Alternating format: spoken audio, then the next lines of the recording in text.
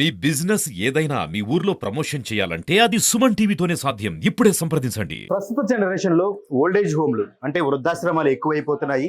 నవమాసాలు కని పెంచిన పిల్లలే తల్లిదండ్రులను తీసుకెళ్లి వృద్ధాశ్రమాల్లో జాయిన్ చేస్తున్నారు. పిడికెడు అన్నం పెట్టలేక వారిని వృద్ధాశ్రమాల్లో చేర్పిస్తున్నారు.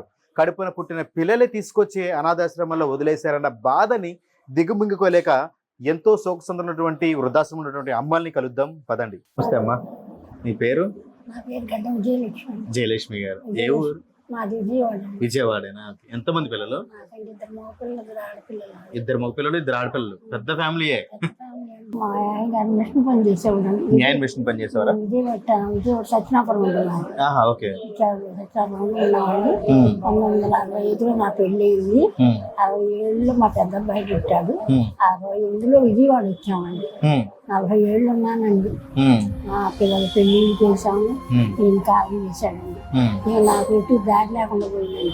కోడళ్ళ మూలంగా నేను ఇక్కడ వచ్చేసాను. కోడళ్ళ మూలంగా కొడుకు మంచోళ్ళు తాగుతోడు కాదు, సీనియర్ తాగు, నీటి తాగు, పక్క పని చేసుకోండి. అది సంగతి అండి. ఇక కోడళ్ళు బాగా పడలేకండి నేను వాళ్ళకి చెప్పకుండా వచ్చేసాను. ఎందుకంటారు నేను 1000 రూపాయలు ఇచ్చినా కూడా నాకు సద్దన్నం పెడుతున్నారండి. 1000 రూపాయలు తీసుకుని కూడా మీకు సద్దానం పెడతారు ఇంట్లో? ఇట్లా పెడుతున్నా అంటే నేను పెట్టేది ఇష్టం అవుతుంది ఇలా చెప్పాను. ఇష్టమైతే ఉండు లేదా వెళ్ళిపోని. కొడుకులు ఏమంటానికి అక్కడ అవకాశం లేదని. కొడుకులు ఏదైనా అన్నారంటే వాళ్ళని కూడా వాళ్ళని కూడా ఇబ్బంది పెడతారు. అందుకని చేతండి ఎట్లాగే ఈ ఊరు వచ్చి 2005లో ఈ ఊరు వచ్చి అది అట్లాగే వండుకొని తినేదానండి. నాకు ఒక కూతురు ఉండేది, పిచ్చ కూతురు ఉండేదండి. ఆ అమ్మాయికి పెట్టుకొని నేను అట్లాగే బియ్యం తెచ్చుకున్నప్పుడు ఇంటి కట్టుకుంటా బతికేదాన్ని. వాళ్ళని కట్టమంటే మా సంసారాలు పెద్దవాడికి పిల్లలు లేరండి. చిన్న అబ్బాయికి ఒక మగ పిల్లడు, ఒక ఆడపిల్లండి. పెద్దలు ఆర్టిస్ట్ పెద్దలు ఆర్టిస్ట్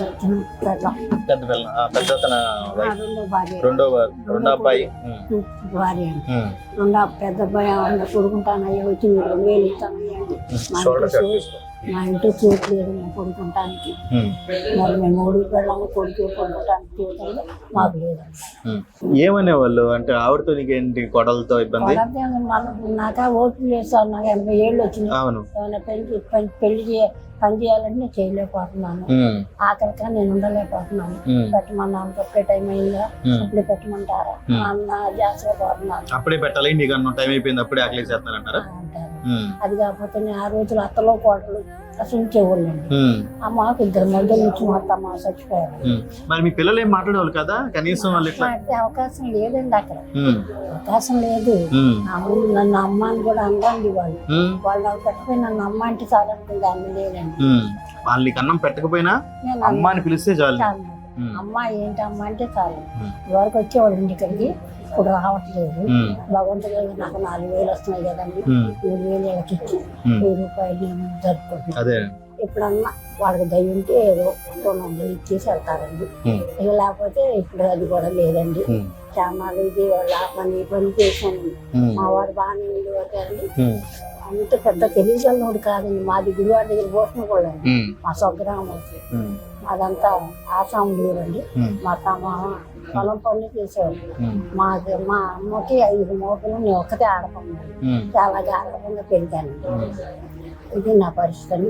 అప్పుడు ఈ మాడిగిరి వచ్చాక ఇక్కడంతా బాగా తెలుసుంటే ఎందుకు మాట్లాడతాను వాళ్ళు ఎట్టగా నేను చూడరు అని అంటే ఇక్కడ ఉండదు అనుకుని పలానా ఆశ్రమం ఉందంటే ఇక్కడికి వచ్చేసాను. ఇంట్లో చెప్పకుండా వచ్చేసాను. చెప్పకుండా నాకు ఎందుకు వచ్చింది? సాయంత్రానికి కానీ ఇక్కడ ఉన్నానంటే నీ బట్టలన్నీ రోడ్డు మీద కొడతాను అంటే అందండి. సాయంత్రం కల్లా నువ్వు ఇంట్లో నుంచి వెళ్ళిపోతే నీ బట్టలు రోడ్డు మీద వేస్తాను. ఈ మాట పట్టం ఎందుకు వచ్చాక నలుగురంటే అసహ్యంగా ఉంటది అని అంటే తెల్లారి 5ంటికి లేచి వచ్చేసాను. పెద్దోడు అంటాడు, వీళ్ళు నాకు చెప్పకుండా ఎందుకు వెళ్ళిపోయావు మాట వరకు అంటాడు బాబు. అంతే. మళ్ళీ ఆడికెళ్ళా ముందు గెలవలేదు, వీళ్ళు గెలిచాడన్నా వాడికి కూడా దాడు.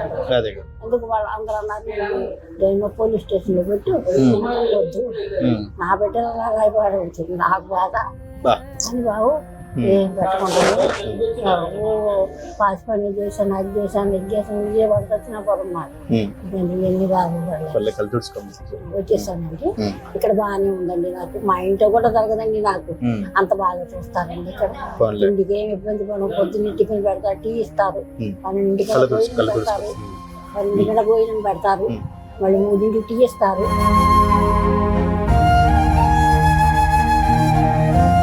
ఇదిగోనండి నేను ఇక్కడ వచ్చి 4 ఏళ్ళు అయింది. 2020లో వచ్చానండి ఇక్కడికి. ఇప్పుడు 2024 కదా, ఆ రోజుల్లో 3 చదువుకున్నానండి. అదేరా. సరే ఏం పర్లేదమ్మా, ఏదేమైనా సరే జీవితంలో నువ్వు ఎన్నో చూస్తున్నావు. ఆఖరికి వీళ్ళు పుట్టింటేనో సుఖం లేదండి, అత్తగారింటి కూడా సుఖం లేదు. ఎందుకంటే మా ఫ్యామిలీ బాగా తక్కువ ఫ్యామిలీ అండి. లేని వాళ్ళు ఉన్నారు, మా అత్తగారు వాళ్ళు కూడా కనీసం అంత లేనోడికి ఇచ్చిన గుణమంతకి ఇచ్చారండి. ఏమి కనీసం ఇల్లు కూడా లేదు మా ఆయన. అయినా సరే వ్యక్తి మంచిది చేసుకున్నాను. 265లో నాకు జీవితంలో ఎన్నో చూసిన తర్వాత మళ్ళీ ఒడిదొడుకులకు వచ్చావు. సరే మధ్యన చూశానండి. మరి మీకు చెప్పకుండా కొడుకు అంటే ఉంది, అతనికి రమ్ము కొడుకు రమ్ము చెప్పాలి అట్లా రాడు కూడా చూడలేదండి నన్ను. అతను ఏం చేశాడు, పెళ్లి చేసిచ్చానండి. 96లో పెళ్లి చేశానండి. అతనికి పెళ్లి చేసి పెళ్ళాన్ని తీసుకుని వెళ్ళిపోయాను. ఈ రోజుకి అమ్మట్ట ముందుకి అన్న చూశాను. మరి నేను ఆ రోజు అతను పెట్టేసి ఏమైపోయాడు అంతే కదా. మా ఆయన అతను చూస్తానంటే నా దగ్గర ఉండే లేకపోతే పుట్టింటికి వెళ్ళిపోయాను. అమ్మ అమ్మ వద్దు, ఇంకొకరు నీకు పుడతాడు తప్పుద్దా చూడమంటే చూశాను. విజయవాడ చచ్చినప్పుడు ఉంటాడు అతను.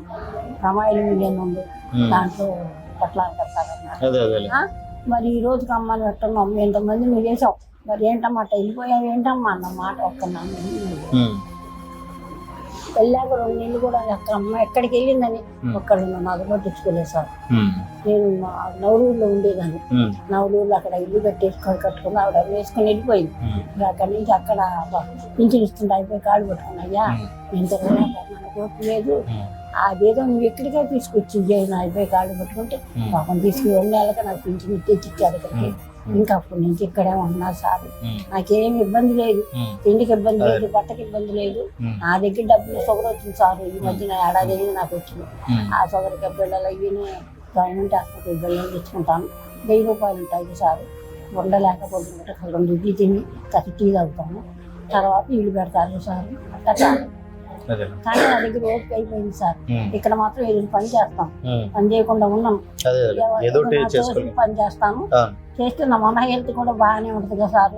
చేస్తాను. అది సో ఏం భయపడకమ్మా, నువ్వు ఏం ఇబ్బంది పడకు. ఖచ్చితంగా నీకైతే అన్ని మంచిగా జరిగింది. ఓకేనా? ఏదేమైనా సరే జీవితంలో అన్ని కష్టాలు చూసి ఇప్పుడు దాకా వచ్చావు. ఇంకా నాదేం పైసా నాకు తెలియదు సార్. సారీ వద్దు, మనోడు నీ మనోళ్ళు లెక్క. మా వాళ్ళకి నేను వస్తుందా కదా ఆడపిల్లని, అసలు బంగారం పెట్టాను ఆ రోజుల్లోనే పెడితే నా మొగుడు చేసేసాను. ఇది మన ఫ్యామిలీ మన భర్త అని ఇచ్చేసాను. ఇప్పుడు నాది అని పైసా నాకు తెలియదు సార్. అప్పుడు డబ్బులు లేవు కదా సార్. డబ్బులు అప్పుడు నా రూపాయికి 4 జాకెట్లు ఇవ్వటానికి వెళ్తే వాళ్ళు డబ్బుల్లో బియ్యం ఇస్తామని బియ్యం ఏదో పక్క వేసి అసలు పాపం రాసుకొని తెలియదు సార్. నాకు అప్పుడు 50 ఏళ్ళు వచ్చి తెలియదు. పిల్లలు 60 రూపాయలు సరిపెట్టుకుంటా సార్. బిడ్డలని గవర్నమెంట్ హాస్పిటల్ తెచ్చుకుంటాను. సరే అమ్మ, అయితే ఓకేనా? నమస్కారం. ఓకేనా? నమస్తే అమ్మా. నమస్తే. మీ పేరు? జయలక్ష్మి. జయలక్ష్మి. ఏ ఊరు అమ్మ? పొన్నూరు అండి. పొన్నూరు. అత్తగారి పొన్నూరు. అదే ఎంతమంది పిల్లలు మీకు? పుట్టిపోయారండి. పుట్టిపోయారు ఇద్దరు కూడా. మరి భర్త గారు చనిపోయారు. మేము కొంచెం అట్లాగే ఉంటున్నాము. ఒకరికి ఆధారపడకుండా మా అన్నయ్య కొంచెం చూస్తా ఉండేవాడు. ఆడపిల్ల కొంచెం లేదని చూస్తా ఉండేవాడు. మా అన్నయ్య ఈ మధ్య చనిపోయాడండి కరోనాలో. ఈ మధ్య ఇక మా వదిన అమ్మ మా ఇంటికాడ ఉండేది లేదా అన్నది తీసుకొచ్చిందండి. ఇక్కడే ఉంటున్నాను. తర్వాత మొన్న మధ్య తేడా చేసింది నాకు బాగా. తేడా చేసినా తగ్గింది. చేసుకోలేకపోతున్నాను, వండుకోలేకపోతున్నాను, తినలేకపోతున్నాను. ఇక్కడ మా ఊరిని ఇక్కడ చేసిందండి. అదే. సరే అమ్మ, అయితే ఇక్కడ అంతా బాగా ఉంటుందా నీకు? బాగా. అంతా బాగా ఉంటుంది, ఆరోగ్యం బాగా ఉంటుంది.